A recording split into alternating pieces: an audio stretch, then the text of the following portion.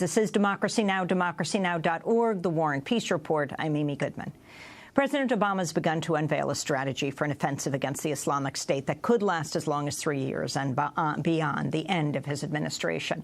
This comes as the United States has carried out more than 140 airstrikes against ISIS fighters in Iraq in the past month.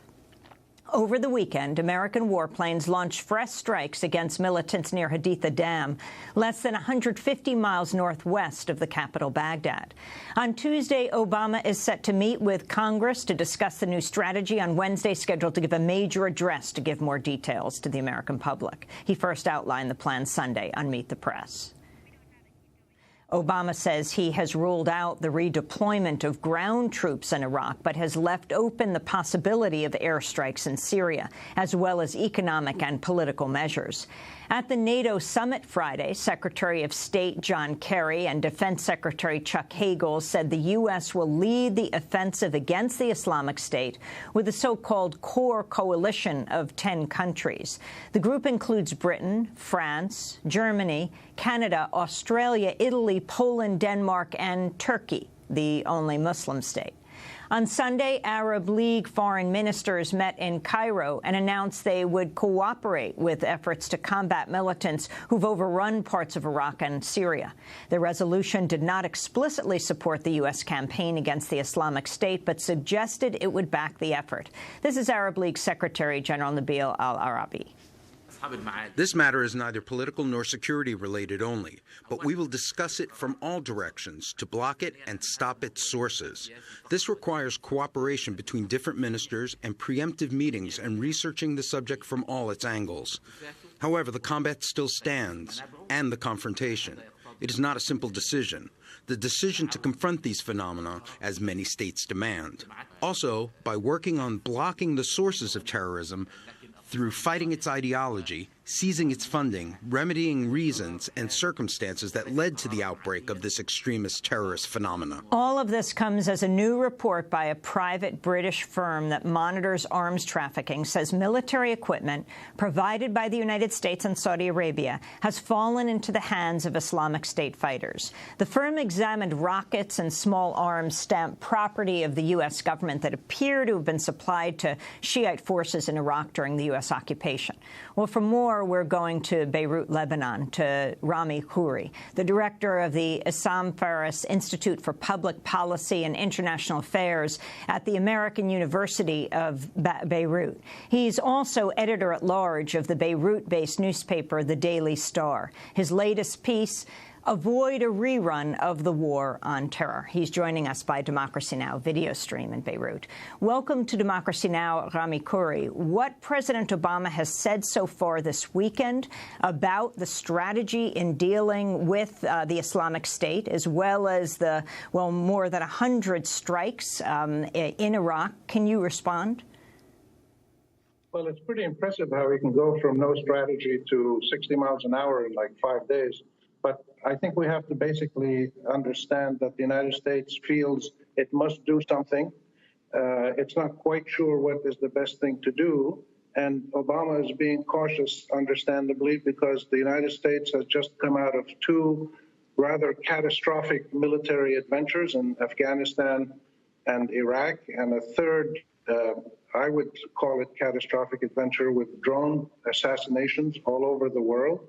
With absolutely no accountability, total impunity, and the cruel and hard irony is that in the last, say, 15 or 20 years of the United States using military action to try to strike al-Qaeda and the derivative groups that have come out of al-Qaeda, the irony is that this has been the single greatest promoter, mobilizer of new recruits for these kinds of militant Islamic terror groups. So the more the U.S. leads military action, the greater becomes the expanse of recruits and the territory that is controlled by these groups. So it's a real dilemma for the United States, and it's something that has to be fundamentally led by people in the region, and that's not happening very well. So there's no easy answer. Explain how that recruiting works, Rami Khouri. Well, if you go back to the beginning of this phase of the Salafist Qaeda, jihadi type movements, there's many different names for them, Firi, but let's call them, militant Islamists like al-Qaeda. They started basically to fight the Russians in Afghanistan in the late 70s, early 80s, and the U.S. helped them with money and training and things like that. And then in the mid-80s and then into the 90s, the group under bin Laden's leadership in Sudan and other places shifted to try to hit the United States. They thought the far enemy, the U.S. they called the far enemy, was the one that had to be hit because it was the U.S. that was supporting all these dictators in the Arab world, and therefore better to hit the far enemy. And then after the U.S. came into the Middle East in the Iraq war to liberate Kuwait, and then the U.S. stayed with troops in Saudi Arabia, then the United States became the main enemy because, again, like the Russians in Afghanistan, it was a foreign army in Arab or Islamic lands, and therefore it had to be driven out. So military action by foreign powers, whether they're Americans or Russian, it doesn't matter, military action in Arab Islamic lands by foreign powers has been the most consistent and most effective recruiting tool to attract new recruits to these kinds of movements like al-Qaeda, like Jabhat al-Nusra, like the Islamic State and others like them, because these guys project themselves and see themselves as fighting what they call a defensive jihad. They're trying to protect and cleanse Islamic societies from the two great problems they feel it faces. One is corrupt, amoral, un-Islamic regimes, and the other is foreign military threats and attacks. So again, the U.S. using military action is going to increase the problem in the long run. You can see the track record going back to the mid-'80s when Clinton was attacking bin Laden's bases in Africa and other places, Sudan, and over the last 15 or 20 years, the more that the U.S. has used military power to attack and degrade al-Qaeda, the bigger that al-Qaeda has become. And if you look at these movements that have been spawned by it or imitated, they now have anchorage, small anchorage, but they have anchorage in Somalia, in Yemen, in Syria, in Iraq, in Nigeria, in Mali, in Libya, Pakistan, Afghanistan, probably some other places too. Now these groups, I should say, don't have support in these societies. They don't willingly attract millions and millions of supporters. They've been rejected by the vast majority of Arabs and Muslims, and they can only operate with this chaos. And American militarism brings chaos in Afghanistan, in Iraq, and in other places. So this is why I'm so concerned about a rerun of George W. Bush's really successful and I would say quite criminal war on terror. This is President Obama speaking Sunday on Meet the Press. We're not looking at sending in 100,000 American troops. We are going to be, as part of an international coalition, carrying out airstrikes in support of work on the ground by Iraqi troops, Kurdish troops. We are going to be helping to put together a plan for them so that they can start retaking territory that ISIL had taken over.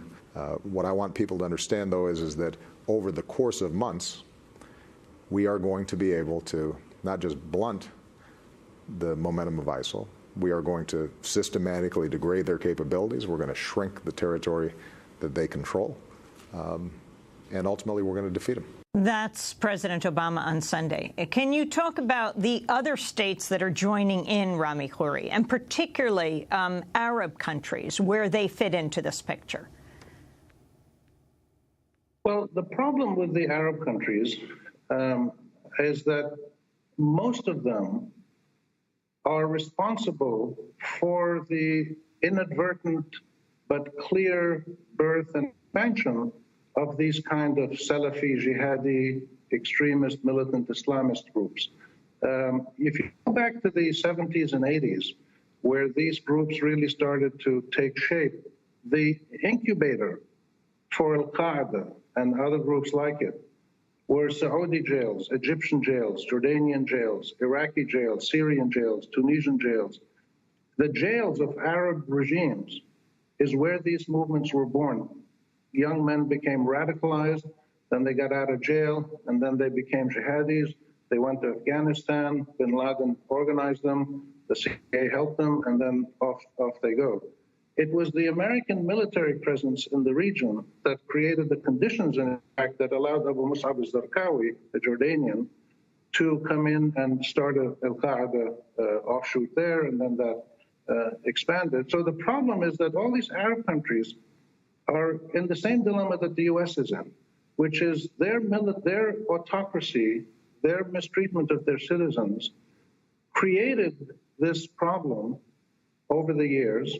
And American militarism, from the American perspective, is also part of the impetus that expands this problem. So combining American militarism with Arab dictatorships is probably the stupidest recipe that anybody could possibly come up with to try to fight jihadi movements like al-Qaeda and Islamic State and others, because it was that combination of Arab autocracy and American militarism that actually nurtured and let these movements expand. There has to be a more intelligent, more realistic process that allows the people in the Middle East to roll back these threats. And these people need to be fought. I'm not saying you sit around and nothing. You have to fight these people and eradicate them because they're really awful. And then the people in the region are the ones who suffer more than anybody else. Rami Khouri, one of the ways that has focused U.S. attention, of course, is the killing of the U.S. journalists, the beheading of the U.S. journalists. The Independent had a very interesting piece, Who Beheads More People, ISIS or the government of Saudi Arabia? And they said that in the 21 months between James Foley's capture in 2012 and a subsequent beheading by ISIS militants in August 19, 2014, Saudi Arabia beheaded 113 people. It says this did not include any estimates for executions at the end of 2012. Most of the beheadings are carried out as public executions at the notorious Chop Square in Riyadh for crimes such as blasphemy, drug smuggling, sedition, and sorcery. Although for certain crimes such as adultery, the authorities may order death by stoning. Rami Khouri. Well, this is a very old, 18th century Wahhabi brand of hardline Islamic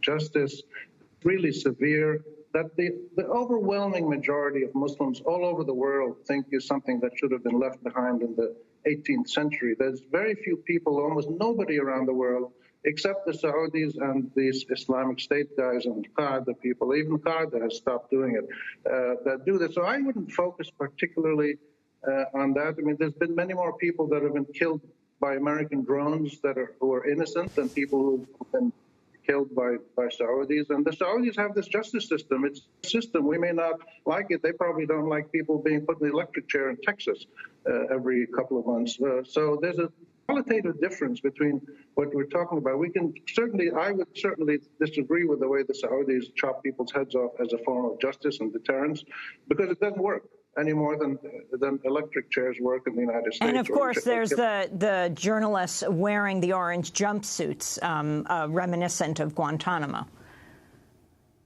There's what? Oh yes, of course. So what the Islamic State guys are doing are kind of poking Obama in the ribs and saying, look, you kill us, we kill you. You make us dress in orange jumpsuits. We're going to do the same thing to your people. Of course, the innocent journalists should not be captured or killed, and they certainly shouldn't be put in jails as they are in Egypt, which is the great friend of the United States. So there's many parallels between these things. Each one of them is different. It's hard to we shouldn't compare the United States with Saudi Arabia with Islamic State stuff. They're all very different, but there is a common thread that runs through them, which is that the use of military power and extreme acts of torture or assassinations almost always backfire. You cannot try to have an orderly, just, decent society while relying heavily on militarism and death as a form of deterrence. So, but the problem before us all is, what do we do about this Islamic State? These guys are taking more territory. They're enforcing their rule by force, by terrorizing people, and very few people are happily accepting them. They don't, ordinary people don't have a choice. If the Islamic State comes in with their guns and chops people's heads off or crucifies a couple of people, everybody else stays.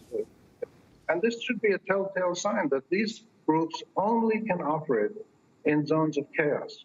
And the United States and others, the British, have helped create these zones of chaos in the last 20 years in Afghanistan and in Iraq most recently. So there's really a lot of shared responsibility for this terrible situation we're in. But the bottom line is we need to figure out how to fight the two real problems, which Obama keeps repeating as his strategy, the two real problems of autocratic, non-democratic, abusive, corrupt, pretty inefficient, mediocre Arab government systems, Arab regimes across the board.